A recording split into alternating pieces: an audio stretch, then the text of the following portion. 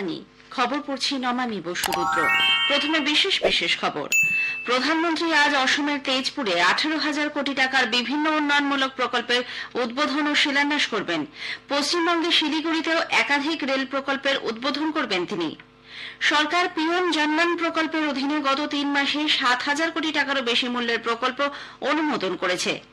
লোকসভা নির্বাচনের জন্য কংগ্রেস তাদের প্রথম প্রার্থী তালিকা প্রকাশ করেছে। গাজার পশ্চিমাংশের আল শাতি ক্যাম্পে আকাশপথে ত্রাণ বন্টনের সময় ত্রাণ বোঝাই ব্যাগ পড়ে কমপক্ষে 5 জনের মৃত্যু হয়েছে। ফ্রান্সের সংবিধানে গর্ভপাতের অধিকারকে স্বীকৃতি দেওয়া হয়েছে। ফ্রেঞ্চ ওপেন ব্যাডমিন্টন প্রতিযোগিতায় ভারতীয় জুটি সাত্বিক সাইরাজ রাঙ্কিরেড্ডি ও চিরাগ শেট্টি পুরুষদের ডাবলসে এবং লক্ষ্য সেন সিঙ্গলসের সেমিফাইনালে উঠেছেন। আসছে বিস্তারিত খবরে। দুদিনের অসম সফরে প্রধানমন্ত্রী নরেন্দ্র মোদী গতকাল তেজপুর পৌঁছন। আজ জোরহাটে 18,000 কোটি টাকা মূল্যের একগুচ্ছ প্রকল্পের উদ্বোধন এবং শিলান্যাস করবেন তিনি।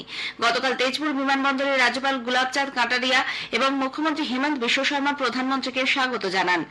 আজ সকালে কাজিরাঙ্গায় সাফারির পর প্রধানমন্ত্রী অরুণাচল প্রদেশ রওনা হবেন। সেখানকার কর্মসূচি সেরে দুপুরে আবার জোরহাটে আসবেন তিনি। হলঙ্গা পাথারে প্রবাদ প্রতিম অহম যোদ্ধা লাচিত বরফুকানের 84 ফুট উঁচু মূর্তির উদ্বোধন করবেন শ্রী মোদী। এক জনসভাতেও তিনি ভাষণ দেবেন। তিনসুকিয়া মেডিকেল কলেজ হাসপাতাল, গুয়াহাটির বি বড়ুয়া ক্যান্সার ইনস্টিটিউটের child care unit, Barauni Guwahati প্রাকৃতিক গ্যাস পাইপলাইন এবং অয়েল ইন্ডিয়া লিমিটেডের অশোধিত তেলের 2টি পাম্পিং স্টেশনেরও ভার্চুয়ালি উদ্বোধন করবেন। শিলান্যাস করবেন শিবসাগর মেডিকেল কলেজ হাসপাতাল, গুয়াহাটি ও ডিগবয় তেল শোধনাগার সম্প্রসারণ সহ একগুচ্ছ প্রকল্পে। এর পাশাপাশি তিনি একাধিক প্রকল্প জাতির উদ্দেশ্যে উৎসর্গ করবেন। অসম ও অরুণাচল প্রদেশ সফর শেষে প্রধানমন্ত্রী আজ পশ্চিমবঙ্গের শিলিগুড়িতেও আসবেন। সেখানে এক অনুষ্ঠানে রেল ও সড়ক ক্ষেত্রে 4,500 কোটি টাকারও বেশি মূল্যের বিভিন্ন উন্নয়নমূলক প্রকল্পের উদ্বোধন ও জাতির উদ্দেশ্যে উৎসর্গ করবেন।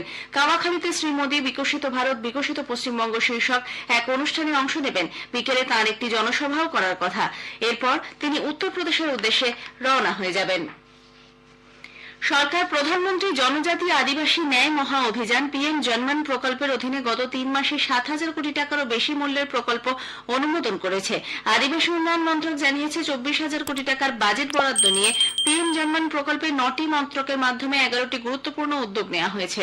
পিছিয়ে পড়া উপজাতি জনগোষ্ঠীকে নিরাপদ বাসস্থান, পরিশ্রুত পানীয় জল, উন্নত শিক্ষা, স্বাস্থ্য এবং পুষ্টি, বিদ্যুৎ, সড়ক এবং টেলিকম যোগাযোগ ও সুসংহত জীবনযাপনের সুবিধা সহ প্রাথমিক সুযোগ সুবিধা পৌঁছে দিয়ে তাদের আর্থ সামাজিক মানোন্নয়নের লক্ষ্যে প্রধানমন্ত্রী নরেন্দ্র মোদী গত বছর নভেম্বরে পিএম জনমনের সূচনা করেন।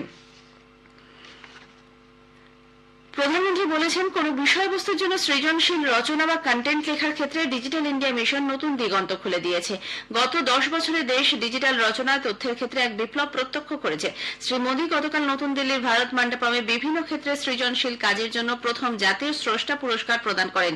সেখানে আয়োজিত এক অনুষ্ঠানে আন্তর্জাতিক নারী দিবসের শুভেচ্ছা জানিয়ে শ্রী মোদী রান্নার গ্যাসের দাম কমানোর বিষয়টি উল্লেখ করেছেন। আন্তর্জাতিক নারী দিবসে ক্রীড়া ও যুব বিষয়ক মন্ত্রী অনুরাগ সিং ঠাকুর মেয়েদের জন্য 2টি ন্যাশনাল সেন্টার অফ এক্সেলেন্স বা জাতীয় উৎকর্ষ কেন্দ্র স্থাপনের কথা ঘোষণা করেছেন। মন্ত্রকের এক বিবৃতিতে জানানো হয়েছে, এশিয়ান গেমস বা অলিম্পিকের মতো আন্তর্জাতিক যে সমস্ত ক্রীড়া প্রতিযোগিতায় ভারতীয় অ্যাথলিটদের পদক জয়ের সম্ভাবনা রয়েছে এমন 23টি বিশেষ বিভাগ এই উৎকর্ষ কেন্দ্রের আওতায় পড়বে। ভারতের ক্রীড়া কর্তৃপক্ষ স্পোর্টস অথরিটি অফ ইন্ডিয়া সাইও প্রতিশ্রুতিবান অ্যাথলিটদের প্রশিক্ষণের জন্য সারা দেশে 23টি উৎকর্ষ কেন্দ্র স্থাপন করেছে। এই উপলক্ষে বেঙ্গালুরুতে এক অনুষ্ঠানে অনুরাগ সিং বলেন, খেলাধুলো রাজ্যের বিষয় হলেও কেন্দ্র ক্রীড়া ক্ষেত্রের উন্নয়নে প্রতিশ্রুতিবদ্ধ। খেলাধুলার মানোন্নয়নে একটি রোডম্যাপ প্রস্তুত করতে কেন্দ্রীয় সরকার রাজ্যগুলির সঙ্গে যোগাযোগ স্থাপন করছে বলেও তিনি জানান। এনফোর্সমেন্ট নির্দেশালয় ইডি এনসিপি প্রধান শরদ পাওয়ারের ভাইপোর ছেলে রোহিত পাওয়ারের একটি চিনি কলের 50 কোটি টাকা সম্পত্তি বাজেয়াপ্ত করেছে। এক বিবৃতিতে ইডি জানিয়েছে, মহারাষ্ট্র স্টেট কোঅপারেটিভ ব্যাংক দুর্নীতিকাণ্ডে নির্দিষ্ট অভিযোগের ভিত্তিতে এই পদক্ষেপ নেওয়া হল। অর্থ তছরূপ প্রতিরোধ আইনের আওতায় মোট 161 একরের বেশি জমি, প্লান্ট, যন্ত্রাংশ এবং কন্নড় সহকারী শাখার কারখানা লিমিটেডের ভবন সহ অন্যান্য বেশ কিছু স্থাবর সম্পত্তি বাজেয়াপ্ত করা হয়েছে। যদিও কোম্পানির মুখ্য কার্যনির্বাহী আধিকারিক রোহিত পাওয়ার একে বেআইনি আখ্যা দিয়ে ইডির পদক্ষেপের বিরুদ্ধে আইনানুযায়ী ব্যবস্থা গ্রহণের কথা জানিয়েছেন। এছাড়াও ইডি মুম্বাই, দিল্লি, কলকাতা এবং ওড়িশার ভূষণ স্টিলের 364 কোটি টাকার সম্পত্তি নিজেদের হেফাজতে নিয়েছে। ভুয়ো কোম্পানির নামে এই সম্পত্তিগুলি কেনা হয়েছিল বলে অভিযোগ। রাষ্ট্রপতি দ্রৌপদী মুর্মু শিক্ষাবিদ, লেখক ও সমাজসেবী সুধা মূর্তিকে রাজ্যসভার সদস্য হিসেবে মনোনীত করেছেন। এ বিষয়ে সন্তোষ ব্যক্ত করে প্রধানমন্ত্রী মোদী সমাজের বিবিধ ক্ষেত্রে সুধা মূর্তির অবদানকে অনুপ্রেরণামূলক হিসেবে অভিহিত করেন। লোকসভা নির্বাচনের জন্য কংগ্রেস তাদের প্রথম প্রার্থী তালিকা প্রকাশ করেছে। 39 জনের এই তালিকায় কেরালার 16, কর্ণাটকের 7, ছত্তিশগড়ের 6, তেলেঙ্গানার 4, মেঘালয়ের 2 এবং নাগাল্যান্ড, সিকিম, ত্রিপুরা ও লাক্ষাদ্বীপের একজন করে প্রার্থীর নাম আছে। রাহুল গান্ধী ওয়েনার আসন থেকেই আবারও প্রতিদ্বন্দ্বিতা করবেন। এছাড়া সাংসদ শশী থারুর তিরুবনন্তপুরম, কেসি বেণুগোপাল আলাপ্পুরা, ভূপেশ বাঘেল রাজনন্দগাঁও, জ্যোৎস্না মাহান্ত কোরবা এবং ভিনসেন্ট এইচ পালা শিলং লোকসভা আসন থেকে ভোটে লড়াই করবেন। জনসাধারণকে তাদের লোকসভা কেন্দ্রের বিশদ তথ্য এবং সেই এলাকায় চালু থাকা বিভিন্ন কেন্দ্রীয় সরকারি প্রকল্প ও উন্নয়ন সম্পর্কে অবহিত করতে আকাশবাণী কলকাতার সংবাদ বিভাগ শুরু করেছে বিশেষ অনুষ্ঠান ভারত বিকাশ ডায়েরি। প্রতিদিন রাত 8:50 গীতাঞ্জলি প্রচার তরঙ্গে শুনুন 10 মিনিটের এই অনুষ্ঠান। আমাদের সোশ্যাল মিডিয়াতেও অনুষ্ঠানটি সরাসরি শোনা যাচ্ছে। আজকের প্রতিবেদনে থাকছে কলকাতা উত্তর, কলকাতা দক্ষিণ এবং বসিরহাট লোকসভা কেন্দ্র। এই খবর আপনারা শুনছেন আকাশবাণী থেকে। গাজার পশ্চিমাংশে আল শাতি ক্যাম্পে আকাশপথে ত্রাণ বন্টনের সময় ত্রাণ বোঝাই ব্যাগ পড়ে কমপক্ষে 5 জনের মৃত্যু হয়েছে, আহত আরো 10 জন। হামাস চালিত স্বাস্থ্য মন্ত্রক সূত্রে খবর, একটি প্যারাশুট ত্রাণ বোঝাই পার্সেল ঠিকঠাক নামাতে না পারায় এই বিপত্তি ঘটে।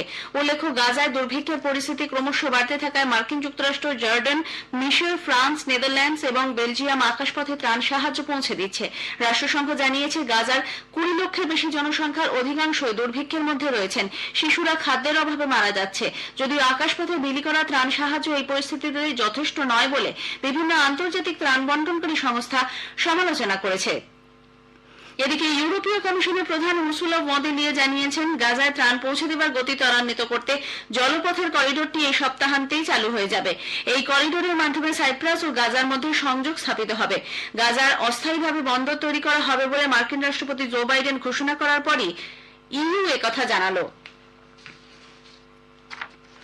ফ্রান্সের সংবিধানে গর্ভপাতের অধিকারকে স্বীকৃতি দেওয়া হয়েছে। আন্তর্জাতিক মহিলা দিবসে গতকাল এক অনুষ্ঠানে ফ্রান্স সরকারিভাবে এই অধিকার সুনিশ্চিত করে। বিশ্বের মধ্যে তারাই হলো প্রথম দেশ যারা গর্ভপাতকে সাংবিধানিক অধিকার হিসেবে স্বীকৃতি দিল। ফরাসি পার্লামেন্টে গত সপ্তাহে এই সাংবিধানিক সংশোধনী গৃহীত হয়। প্যারিসে গতকাল ফ্রান্সের রাষ্ট্রপতি ইমানুয়েল ম্যাক্রঁ এই উপলক্ষে এক অনুষ্ঠানে বলেন, ইউরোপীয় ইউনিয়নের মৌলিক অধিকারের সনদেও যাতে গর্ভপাতের অধিকারকে অন্তর্ভুক্ত করা হয়, তিনি সেজন্য সব রকম চেষ্টা চালাবেন। ইউরোপের অন্য মহিলাদের জন্যও সমানাধিকার সুনিশ্চিত করার প্রতিশ্রুতি দেন তিনি। নাইজেরিয়ার উত্তর পশ্চিম অঞ্চলে বন্দুকধারীরা একটি স্কুলে হামলা চালিয়ে কমপক্ষে 287 জন পড়ুয়াকে অপহরণ করেছে। স্থানীয় বাসিন্দারা জানিয়েছেন, কাদুনা প্রদেশের কুড়িগা শহরের ওই সরকারি স্কুলে বন্দুকধারী দুষ্কৃতীরা সকাল 8টা নাগাদ হামলা চালায়। সেই সময় পড়ুয়ারা স্কুলে ঢুকেছিল। এখনো পর্যন্ত কোনো গোষ্ঠী এই হামলার দায় স্বীকার করেননি। কারুনার গভর্নর উবাসানি অবশ্য আশ্বাস দিয়েছেন, অপহৃত প্রতিটি শিশুকে নিরাপদে ফিরিয়ে আনা হবে। উল্লেখ্য, নাইজেরিয়ায় 2014 সাল থেকে প্রায়শই স্কুলের ছাত্রছাত্রীদের এ ধরনের অপহরণের ঘটনা ঘটছে। প্রতারণা করে ভারতীয়দের রাশিয়া সেনাবাহিনীতে পাঠিয়ে দেওয়ার বিষয়টির কড়া সমালোচনা করেছে ভারত। সে দেশের সরকারের সামনে বিষয়টি উত্থাপন করা হয়েছে। নতুন দিল্লিতে বিদেশ মন্ত্রকের মুখপাত্র রণধীর কুমার জয়সওয়াল এক সাংবাদিক বৈঠকে বলেন, যেসব সংস্থা এই ভুয়ো নিয়োগ এবং দুর্নীতি চক্রের সঙ্গে যুক্ত, তাদের বিরুদ্ধে কঠোর ব্যবস্থা গ্রহণ করা হচ্ছে। হাম ও রুবেলার মতো সংক্রামক রোগের বিরুদ্ধে লড়াইয়ে দৃষ্টান্ত স্থাপনের জন্য Bharat measles and rubella champion global অ্যাওয়ার্ডে ভূষিত হয়েছে।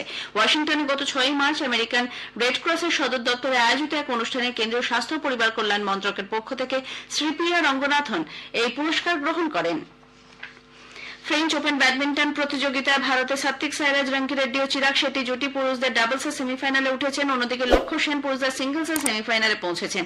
প্যারিসে গত সন্ধ্যায় সাত্বিক চিরাগ জুটি থাইল্যান্ডের সুপাক জুমকো ও কিত্তিনুপং কেদ্রেন জুটিকে হারিয়ে দুর্দান্ত জয় পান। সেমিফাইনালে আজ তারা দক্ষিণ কোরিয়ার জুটি সিউ সিয়ং জায়ে এবং কাং মিন হিউকে মুখোমুখি হবেন। এদিকে লক্ষ্য সেন কোয়ার্টার ফাইনালে সিঙ্গাপুরের লো কিয়ান ইউকে 19-21, 21-15, 21-13 পরাজিত করেছেন। মহিলাদের প্রিমিয়ার লিগ ক্রিকেটে গত রাতে এক উত্তেজনাকর ম্যাচে ইউপি ওয়ারিয়ার্স 1 রানে দিল্লি ক্যাপিটালসকে হারিয়ে দিয়েছে। দিল্লির অরুণ জেটলি স্টেডিয়ামে টসে জিতে প্রথমে ব্যাট করে ইউপি নির্ধারিত 20 ওভারে 8 উইকেটে 138 রান করে জয়ের জন্য 139 রানের লক্ষ্যমাত্রা নিয়ে খেলতে নেমে দিল্লি 19 ওভার 5 বলে 137 রানে সবকটি উইকেট হারায়। আজ ডব্লিউপিএল এ গুজরাট জায়ান্টস মুম্বাই ইন্ডিয়ান্সের মুখোমুখি হবে। খেলা শুরু সন্ধ্যে 7:30টায়। শেষ করার আগে খবরের বিশেষ কিছু অংশ আরও একবার। প্রধানমন্ত্রী আজ অসমের তেজপুরে 18,000 কোটি টাকার বিভিন্ন উন্নয়নমূলক প্রকল্পের উদ্বোধন ও শিলান্যাস করবেন। পশ্চিমবঙ্গের শিলিগুড়িতেও একাধিক প্রকল্পের উদ্বোধন করবেন তিনি। লোকসভা নির্বাচনের জন্য কংগ্রেস তাদের প্রথম প্রার্থী তালিকা প্রকাশ করেছে। গাজার পশ্চিমাংশে আলসাতি ক্যাম্পে আকাশপথে ত্রাণ বন্টনের সময় ত্রাণ বোঝাই ব্যাগ পড়ে কমপক্ষে 5 জনের মৃত্যু হয়েছে। খবর শেষ হলো।